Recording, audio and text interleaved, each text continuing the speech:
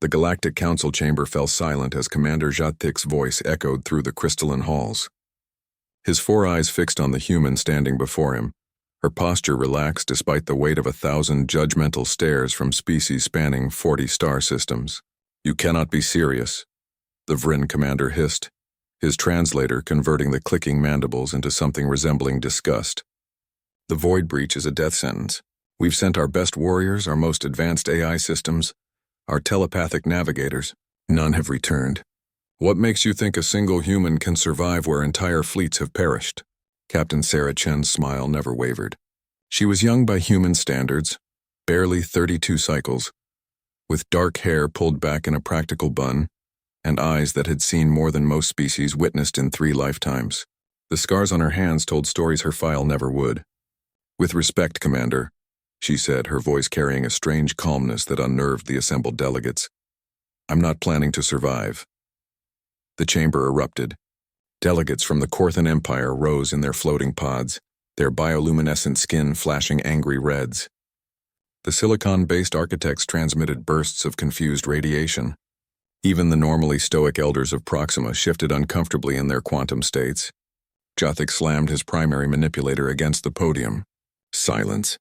He turned back to Sarah, his voice dropping to something almost resembling concern.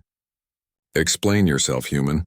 We did not grant your species council membership only to watch you throw away your lives in meaningless gestures." Sarah stepped forward, her boots clicking against the polished floor. Behind her, the holographic display showed the void breach, a tear in reality itself growing larger each day, consuming stars and planets with equal hunger.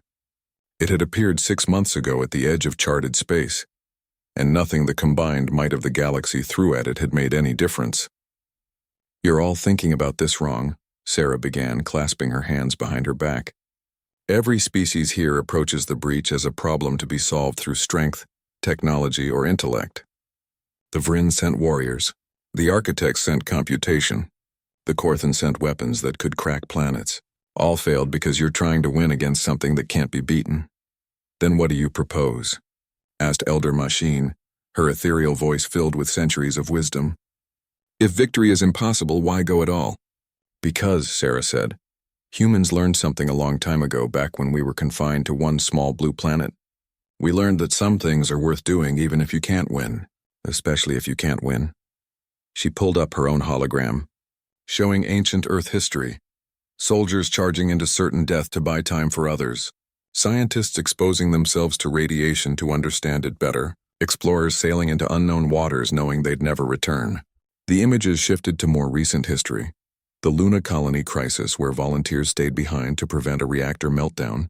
The Mars terraform teams who knew their bodies would break down from the radiation.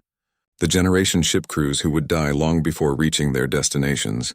"My species has a saying," Sarah continued. "We've had it in various forms across hundreds of cultures and thousands of years. Greater love has no one than this, to lay down one's life for one's friends. We don't do it because we think we'll survive. We do it because it needs to be done."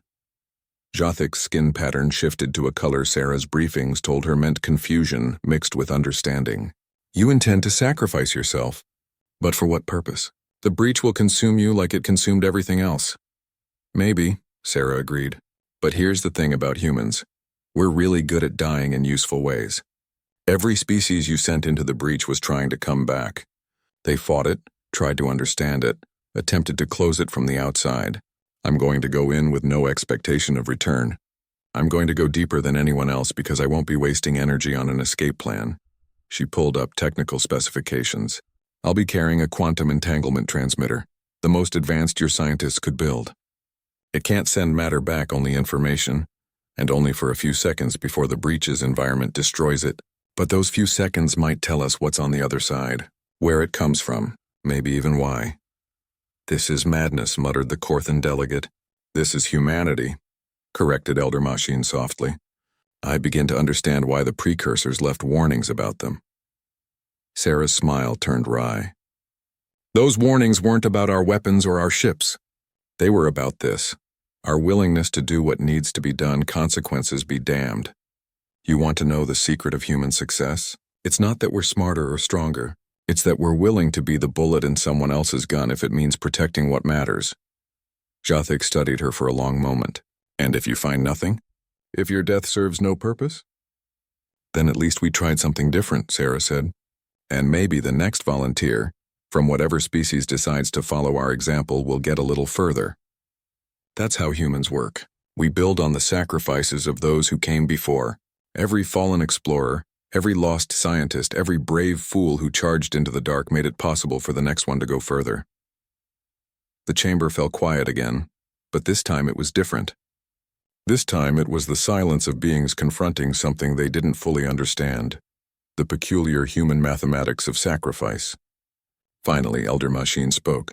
I will support this mission, not because I believe it will succeed, but because I believe the galaxy needs to witness what humanity represents. We have grown comfortable, safe in our technologies and our long lives. Perhaps we have forgotten that some things are worth dying for. One by one, other delegates signaled their approval. Even Jathik, after a long pause, gave his consent. As Sarah left the chamber to prepare for her mission, she heard the Vryn commander's voice behind her. You'll die out there. She turned, her smile bright and genuine and completely unafraid. Good, I'm ready. 3 days later, Sarah Chen's ship crossed the event horizon of the Void Breach. For 7 precious seconds, data streamed back through the quantum link. Coordinates, energy signatures, and most importantly, confirmation that the breach wasn't a natural phenomenon but a weapon, and weapons could be understood. Sarah Chen never came back. But her death gave the galaxy something it had lost, hope and a plan, and the knowledge that sometimes the bravest thing anyone can do is to light a candle in the dark, even knowing the darkness will consume them. Humanity had taught the galaxy an old lesson in a new context. Victory isn't always about survival. Sometimes it's about making sure those who come after you have what they need to continue the fight. And the galaxy would never forget the species that understood this truth better than any other.